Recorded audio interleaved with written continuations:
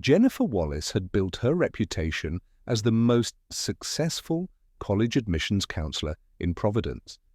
For 18 years, Elite College Prep had been the company that promised guaranteed admission to top universities.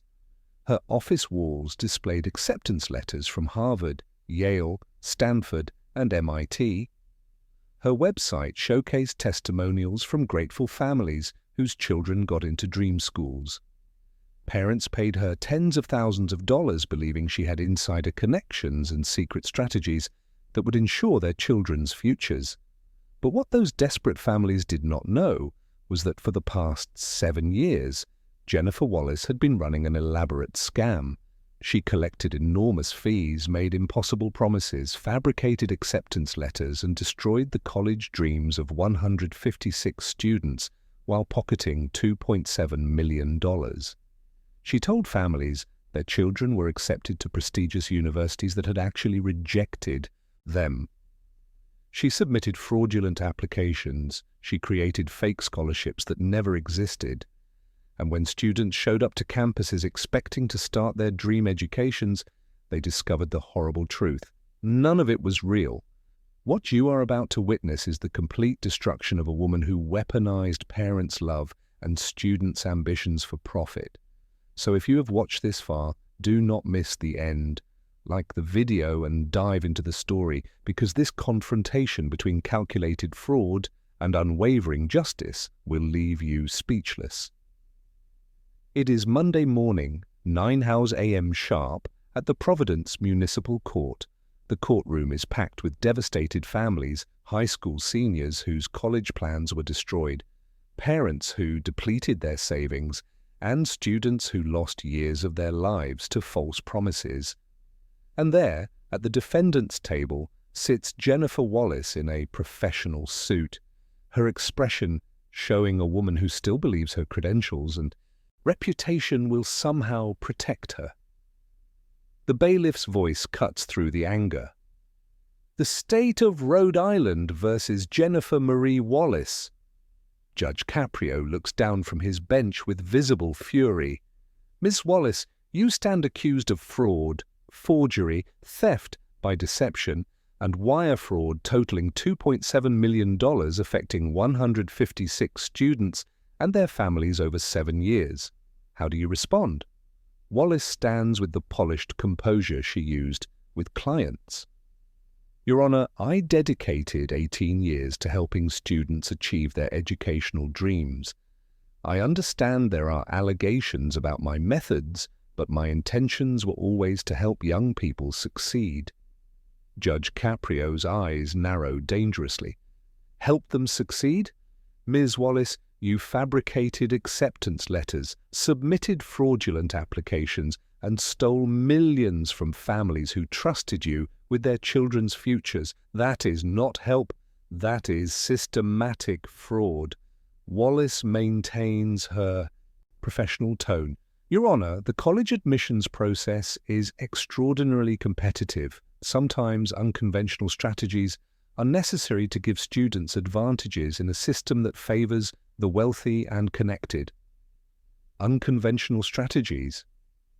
Ms. Wallace, you forged documents from universities, created fake scholarship awards, and lied to families about their children being accepted to schools that had rejected them. Those are not strategies. Those are crimes. Subscribe to Justice Talks if you believe people who destroy students' futures deserve maximum punishment. For the first time, Wallace's composure wavers. Your Honor, I helped many students get into excellent schools. Not every case had perfect outcomes, but the majority of my clients were satisfied. Satisfied? Ms. Wallace, let me tell you about one of your victims. Michael Chen was a brilliant student with a 4.0 GPA and perfect test scores. His dream was to attend MIT. His parents, both immigrants, who worked multiple jobs, saved $68,000 to pay you because you guaranteed Michael would be accepted. What happened to Michael? Wallace shifts uncomfortably. Michael was a strong candidate. I worked diligently on his application. Worked diligently? Ms. Wallace, you collected $68,000 from Michael's family. You told them you had special connections at MIT. You showed them a fabricated acceptance letter on MIT letterhead that you created yourself. Michael and his family celebrated, they told everyone. Michael turned down offers from other universities because he believed he was going to MIT. Then, 3 weeks before classes started, Michael tried to access his MIT student portal and discovered he had never been admitted. MIT had no record of his enrollment. The acceptance letter you showed his family was completely fake. Do you know what happened to Michael? Wallace looks down. Sometimes there are administrative errors in the admissions process. Administrative errors? Ms. Wallace, you forged the acceptance letter. MIT never admitted Michael. You destroyed his college plans 3 weeks before school started, when it was too late to apply anywhere else. Michael lost an entire year of his education. His parents lost $68,000 they could never afford to lose. Michael is now 20 years old, working at a retail store, his dreams destroyed because you fabricated an acceptance letter and stole his family's life savings. Judge Caprio's voice grows colder. Let me tell you about another victim. Sarah Martinez dreamed of attending Stanford. Her single mother worked 3 jobs and took out loans to pay you $83,000 because you promised Sarah would be accepted. What happened to Sarah? Wallace's jaw tightens. Sarah was a qualified applicant. I submitted her application according to her specifications. According to her specifications? Ms. Wallace, you told Sarah's mother you had insider contacts at Stanford who would ensure admission. You fabricated emails from Stanford admissions officers congratulating Sarah on her acceptance. You even created a fake scholarship award letter offering her full tuition. Sarah and her mother celebrated for months. They planned her move to California. They bought dorm supplies. Then Sarah tried to register for classes and discovered Stanford had rejected her application 6 months earlier. The emails, the acceptance letter, the scholarship, all fabricated by you.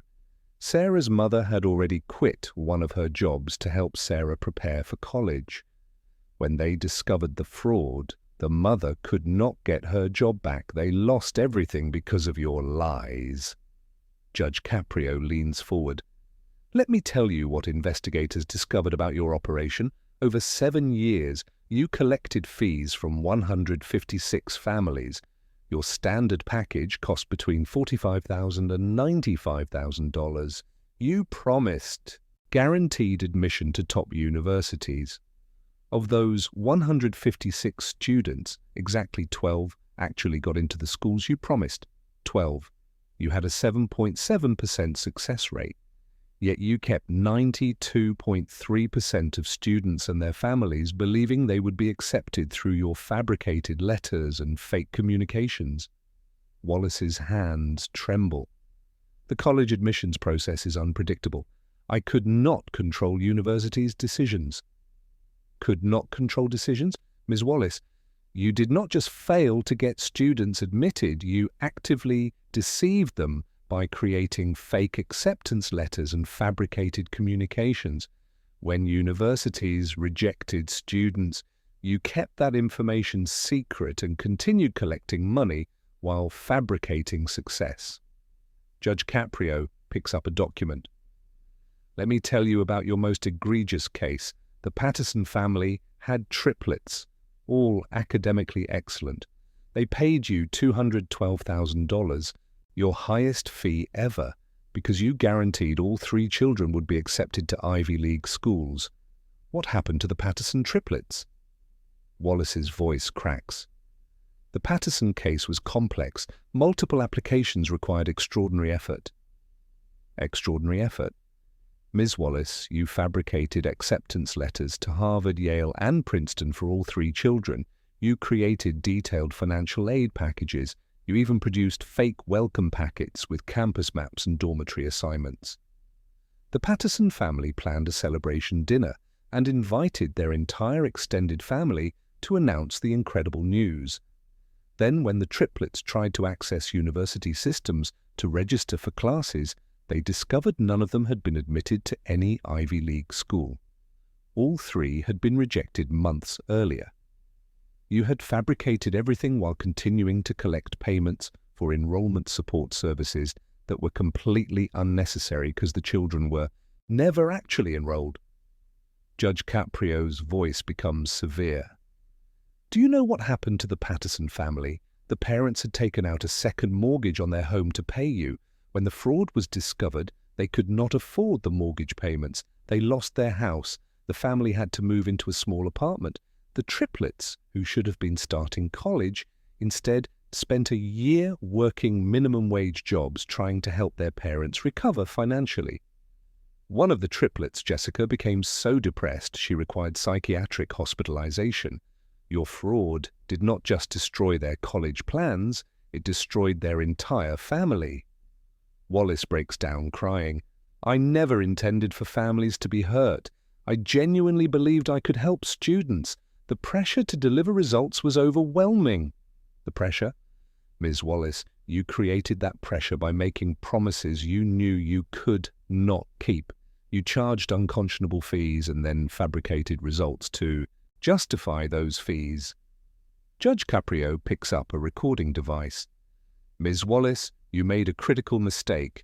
One of your employees became concerned about your practices and began recording conversations. Let me play one of those recordings. The courtroom hears Wallace's voice, calm and calculating. An employee asks, Jennifer, the Martinez family keeps calling about Sarah's Stanford enrollment. She was rejected. What should I tell them? Wallace's recorded response is chilling. Tell them there is a processing delay. Create an email from a fake Stanford address confirming her enrollment. Use the template we have. These families paid premium fees. They expect results. If we tell them their kids got rejected, they will demand refunds and we will lose everything. The courtroom sits in stunned silence. Judge Caprio's voice cuts through the shock. Ms. Wallace, you just heard yourself explicitly instruct an employee to fabricate university communications to deceive a family who had paid you $83,000. You knew Sarah was rejected. You chose to continue the fraud rather than tell the truth. How do you explain this? Wallace is sobbing. I was trying to buy time to find alternative solutions. I thought maybe I could get Sarah into another school and salvage the situation. Salvage the situation? Ms. Wallace, you stole 7 more months of Sarah's life by lying about Stanford. 7 months she could have spent applying to schools that would actually accept her. Judge Caprio takes a deep breath. Jennifer Wallace, you positioned yourself as an expert who could deliver college dreams. Families from working-class backgrounds saved for years, took out loans, mortgaged their homes, all because they believed you could give their children opportunities they never had. And you betrayed every single one of them for money. Wallace's face crumbles completely. Your Honor, please, I can never work in college counseling again. I understand that, but please do not send me to prison. Let me work to pay restitution. I can spend my life helping students for free to make amends.